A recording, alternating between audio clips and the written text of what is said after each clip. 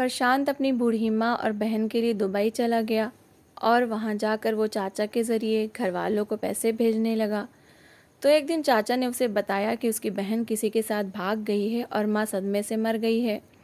तो उसके बाद चाचा उसे लूटने लगा। जब 8 साल बाद वो अपने देश वापस लौटा और लाए हुए गिफ्ट और मिठाइयाँ लोगों के घरों में देने लगा, तो एक आदमी बोला, ये बहुत ख़राब औरत का घर है, इसे मत देना, यहाँ बहुत लोग आकर पैसे लुटाते हैं। प्रशांत ने इग्नोर करके दरवाज़ा बजाया तो उसके पैरों के नीचे से ज़मीन निकल गई, क्योंकि अंदर से प्रशांत की शिक्षा पूरी हुई तो उसने विदेश में जॉब के लिए अपनी सीवी भेज दी थी। इससे पहले कि उसकी जॉब लगती उसके पिता का देहांत हो गया। घर किराए का था। मालिक मकान कहने लगा, अभी घर से बाहर निकलो या फिर किराया दो। प्रशांत उस समय बेरोज़गार था। उसे पता था कि अगर वो आसपास कहीं नौकरी करेगा तो उसे ज़्यादा पैसे नहीं मिलेंगे। माँ और बहन का रो रो कर बुरा हाल था। प्रशांत भी परेशान होकर रह गया था। अचानक से होने वाले हार्ट अटैक ने उसके पिता को उनसे दूर कर दिया था। उस समय वो दोहरी परेशानी में था, एक तरफ बेरोज़गारी और दूसरी तरफ घर की जिम्मेदारियाँ। फिर माँ और बहन को तसल्ली देने लगा, जिनका रो रो कर बुरा हाल था। उस समय प्रशांत की जेब खाली थी, इसलिए मकान मालिक उस पर चीखने चिल्लाने लगा।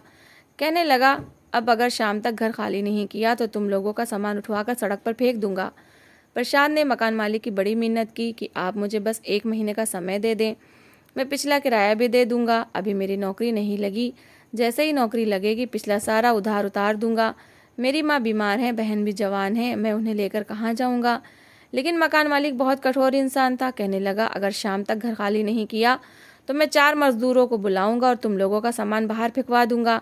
इतनी जल्दी दूसरे घर का इंतज़ाम भी नहीं हो सकता था। खाली जेब वो क्या करता। माँ और बहन भी रोए जा रही थीं। शाम को 4 मजदूर मकान मालिक लेकर आया और उनसे कहने लगा, सामान उठाकर बाहर फेंको। प्रशांत उसके सामने हाथ जोड़ रहा था, लेकिन वो कुछ भी सुनने को तैयार नहीं था।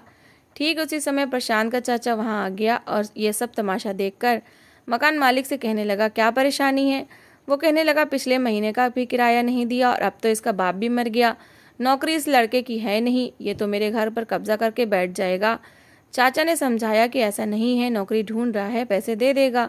लेकिन मकान मालिक कहने लगा कि इससे ज़्यादा पैसों पर मेरा घर किराए पर चढ़ रहा है, इनको बोलो अपना इंतज़ाम कहीं और कर लें। प्रशांत उनसे कहने लगा कि अभी मेरी नौकरी नहीं है, मैं माँ और बहन को लेकर कहाँ लेकर जाऊँगा। चाचा कहने लगा, मेरे घर पर ले आओ। फिर गाड़ी में सामान लोड करके चाचा अपने घर ले आए।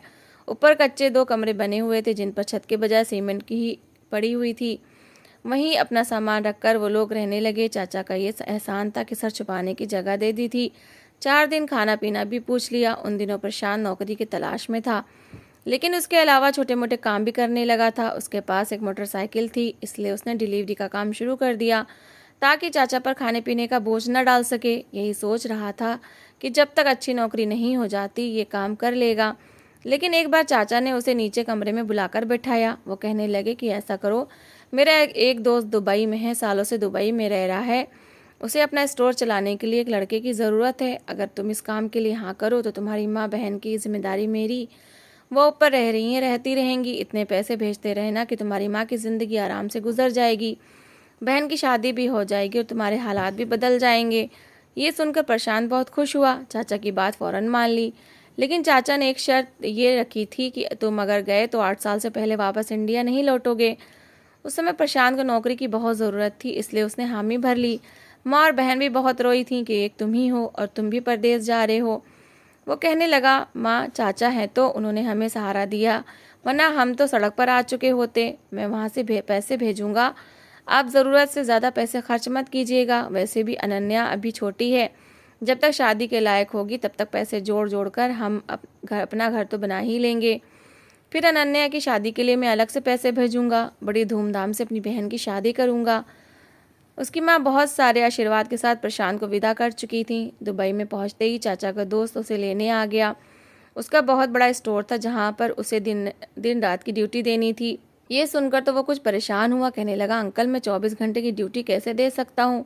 वो आदमी माथे पर बल डालकर कहने लगा, 24 घंटे की ड्यूटी नहीं, 18 घंटे की, और जिन दिनों काम ज़्यादा होगा तो उन दिनों 24 घंटे भी लग सकते हैं।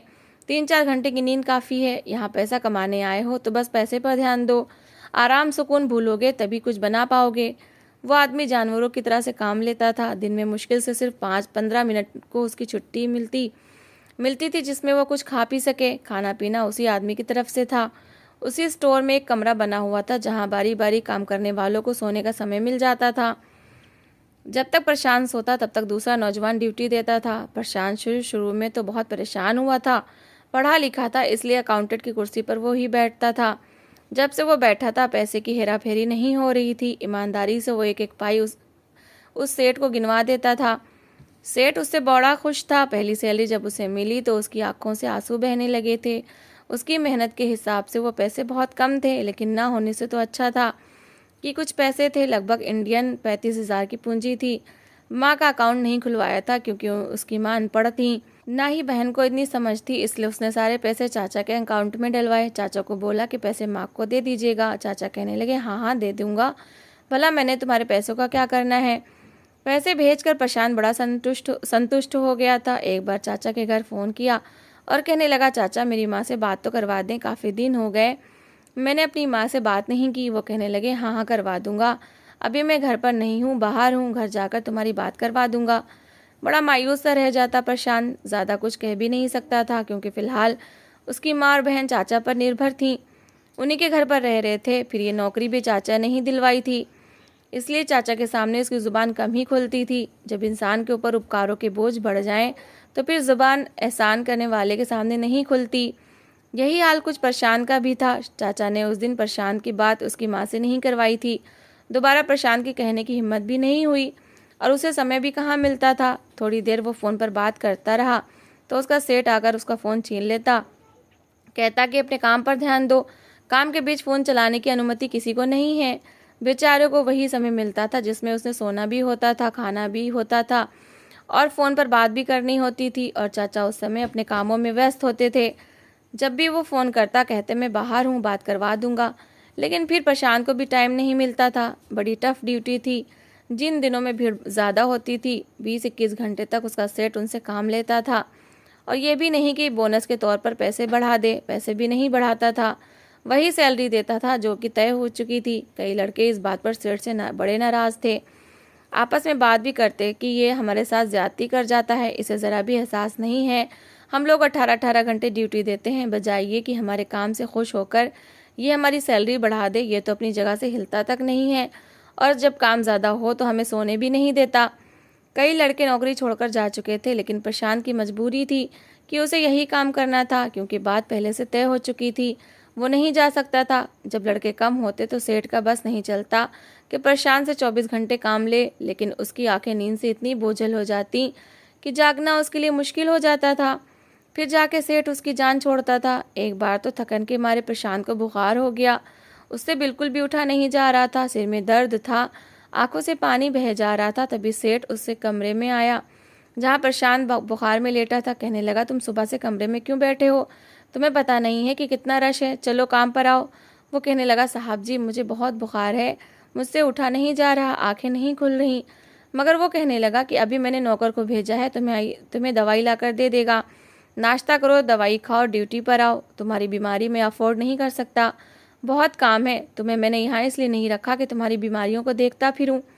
बड़ा ही स्वार्थी और कठोर इंसान था। प्रशांत ने नाश्ता किया, दवाई खाई, बुखार की तेज़ी थोड़ी सी कम हुई तो ड्यूटी पर आ गया। लेकिन माँ की बहुत याद आ रही थी। वो तो बुखार में प्रशांत के पास बैठी रहती थी, कभी उसके सर पर पट्टियाँ करती तो कभी सर सहलाती रहती कि मेरे बच्चे की तबीयत जल्दी ठीक हो जाए। बहन भी उसका बड़ा ख्याल रखती थी, कभी उसे चाय बनाकर देती तो कभी कुछ बनाकर देती थी। कितने खूबसूरत रिश्ते थे जिनसे वो कोसों दूर आ चुका था। कभी कभी तो माँ और बहन की याद इतना सताती कि आंखों से आंसू निकल आते थे। पता नहीं चाचा फ़ोन पर बात क्यों नहीं कराते थे। शायद इंडिया और दुबई के टाइम में अंतर था, लेकिन इतना भी अंतर नहीं था, सिर्फ 2.5 घंटे का ही तो अंतर था। रात को 3 बजे उसे छुट्टी मिलती तो और वो छोटे से कमरे में सोने चला जाता। उस समय इंडिया में 12:30 बज रहा होता था। चाचा भी रात के समय फ़ोन तो नहीं उठाते थे और बाकी के पूरा दिन में तो सेठ सांस लेने की भी फुर्सत नहीं देता था। कभी कभी तो प्रशांत को लगता था कि वो किसी अपराध की सज़ा काटने के लिए दुबई आया है। उसने तो दुबई को देखा तक नहीं था, बस सीधा एयरपोर्ट के स्टोर पर आ गया और काम शुरू कर दिया। आज भी बुखार में माँ की बड़ी याद उसे आ रही थी, बार बार आंखें बंद हो रही थीं और वो ज़बरदस्ती खोल रहा था। रात तक फिर से बुखार ने तेज़ी पकड़ ली थी। इस बार उसी स्टोर का एक और नौकर, जिससे प्रशांत की अच्छी बातचीत थी, उसे ज़बरदस्ती स्टोर से बाहर ले गया।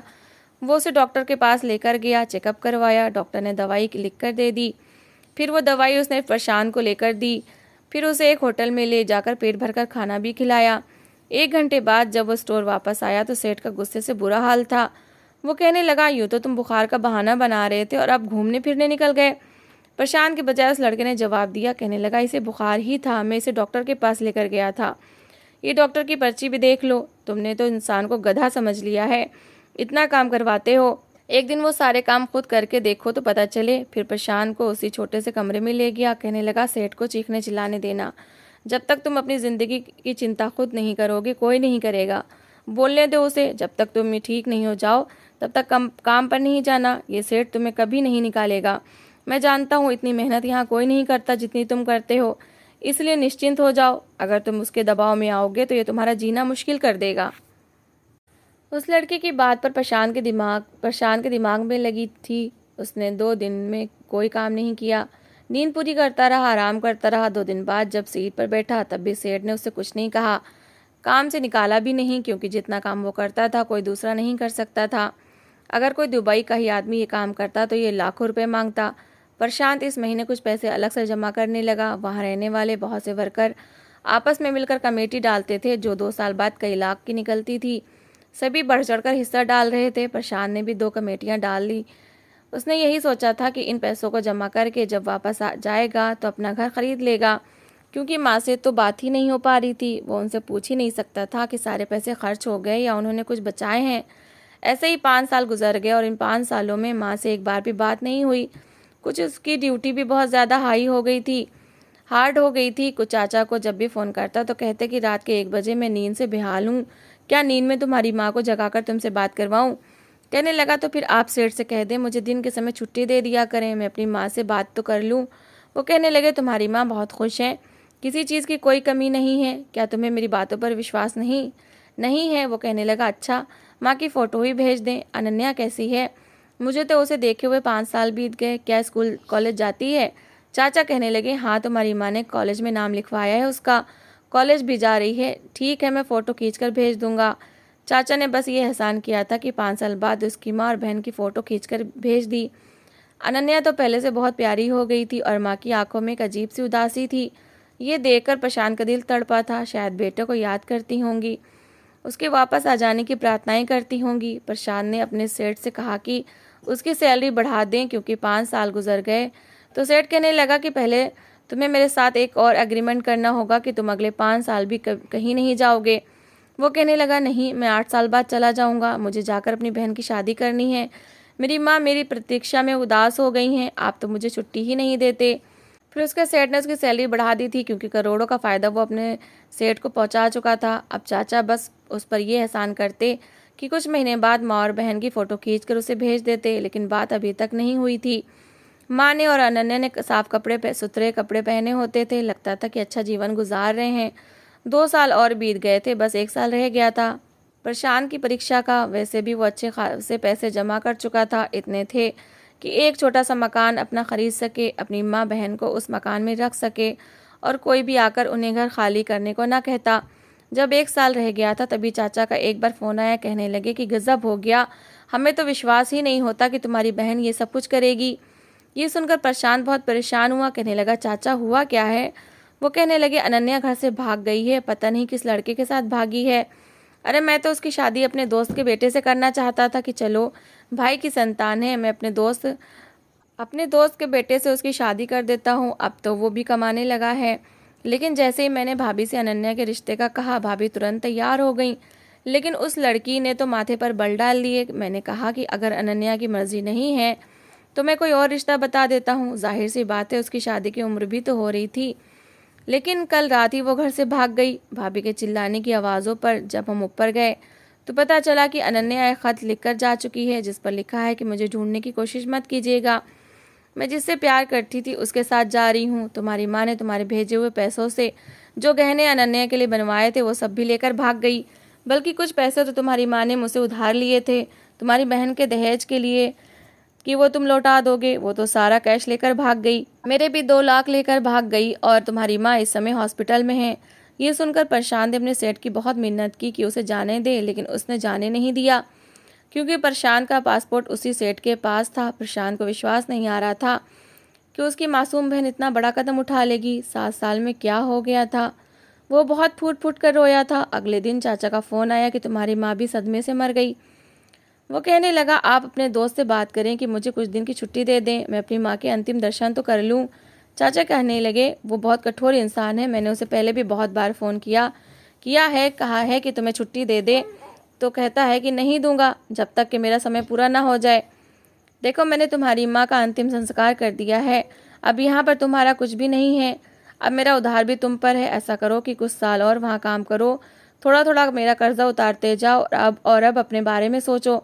अपना घर और कारोबार के लिए पैसा जमा करके इंडिया आना ताकि मैं तुम्हारा घर बसा सकूं। बड़ी इच्छा थी मेरी अनन्या की शादी बड़ी धूमधाम से करता। अरे उसे अगर ये रिश्ता पसंद नहीं था तो मुझे बता देती, मैं कहीं और रिश्ता करवा देता, या मुझे बता देती कि उसे कोई और पसंद है तो मैं खामोशी के साथ इज्जत से विदा कर देता। लेकिन जो रास्ता तुम्हारी बहन ने अपनाया है, सबका सर शर्म से झुका दिया है। उस समय प्रशांत भी दुखी था, इसलिए अपनी सेठ से कहने लगा कि 3 साल वो कहीं नहीं जाएगा। माँ स्वर्ग को जा चुकी हैं, बहन पता नहीं किसके साथ भाग चुकी है। 3 साल उसने और बहुत मेहनत की थी। अब तो इतना पैसा जमा हो गया था कि एक अच्छा बड़ा मकान बना सकता था।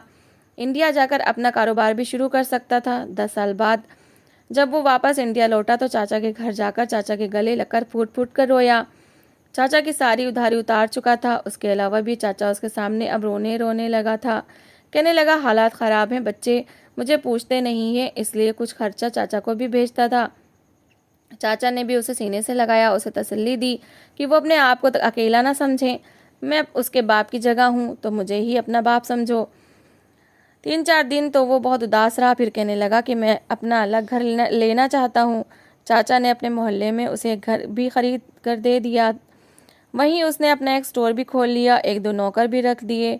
कुछ महीने में उसके स्टोर पर लोगों की भीड़ बढ़ने लगी।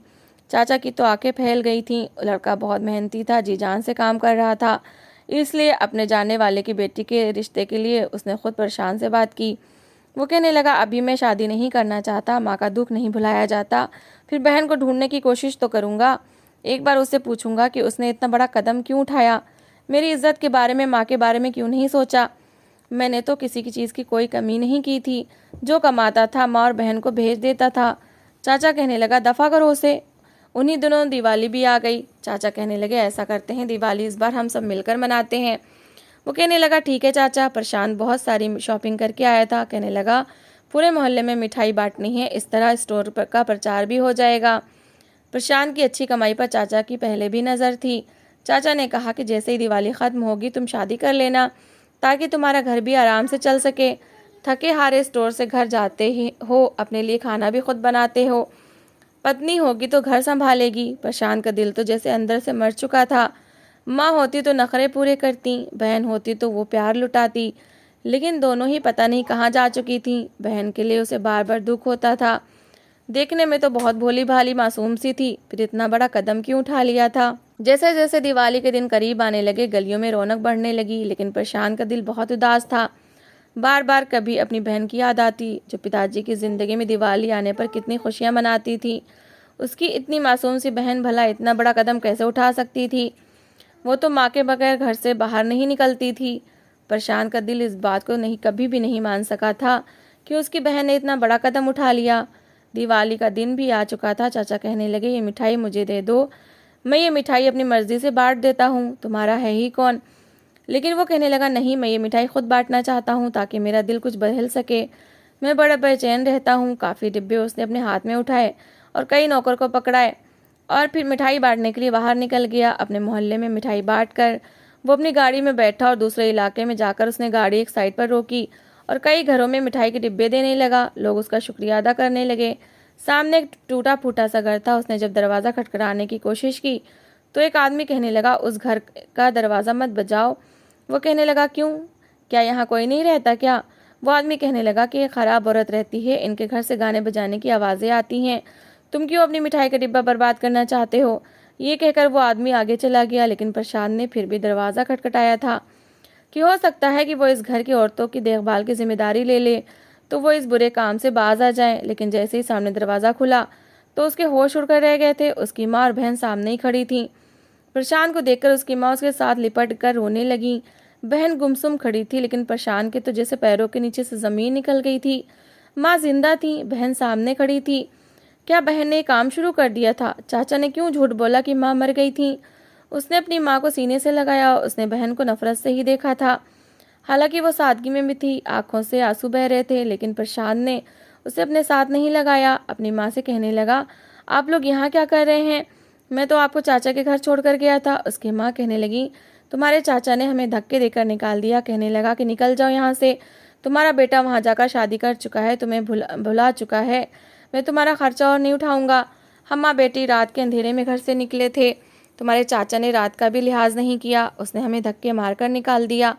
तभी हम सड़क के किनारे बैठे थे जब एक नाच गाना करने वाली औरत ने हमें सहारा दिया। यह उसी का घर है, ऊपर के पोर्शन में वो रहती है। उसके पास आदमी भी आते जाते हैं, लेकिन हमारी इज्जत सुरक्षित है। ये सुनकर प्रशांत की जैसे जान निकली थी। कहने लगा, चाचा तो कह रहे थे कि अनन्या किसी के साथ भाग गई है। उसकी माँ कहने लगी, वो झूठा आदमी है। जब से तुम गए थे 1 रुपया भी उसने हमें नहीं दिया। कहता था तुम्हारा बेटा वहाँ सेठ की बेटी से शादी कर चुका है, उसे तुम्हारी कोई चिंता नहीं, वो पैसे नहीं भेजता। प्रशांत समझ गया था कि अभी तक उसने जितने पैसे चाचा को दिए थे, चाचा ने अपनी जेब में ही डाले थे। वो माँ और बहन को अपने घर ले आया। जब चाचा को पता चला तो उसकी रंगत उड़ गई। कहने लगा, आपने मेरे साथ अच्छा नहीं किया, मेरी बहन के साथ अच्छा नहीं किया। कुछ महीनों में ही उसने अच्छा सा रिश्ता ढूंढकर अपनी बहन की शादी कर दी और माँ को अपने पास ही रखा था। प्रशांत का स्टोर काफ़ी सफल हो चुका था। उसके पास किसी चीज़ की कोई कमी नहीं थी, क्योंकि उसकी माँ का आशीर्वाद उसके साथ था। तो दोस्तों, इस कहानी को लेकर आपकी क्या राय है, कमेंट बॉक्स में ज़रूर बताएं। और अगर आपको हमारी आज की कहानी अच्छी लगी हो तो प्लीज़ इसे लाइक ज़रूर करें। अगर आपने अभी तक हमारे चैनल को सब्सक्राइब नहीं किया तो ज़रूर कर लीजिए। तो मिलते हैं ऐसी एक और मोटिवेशनल कहानी के साथ। Thanks for watching.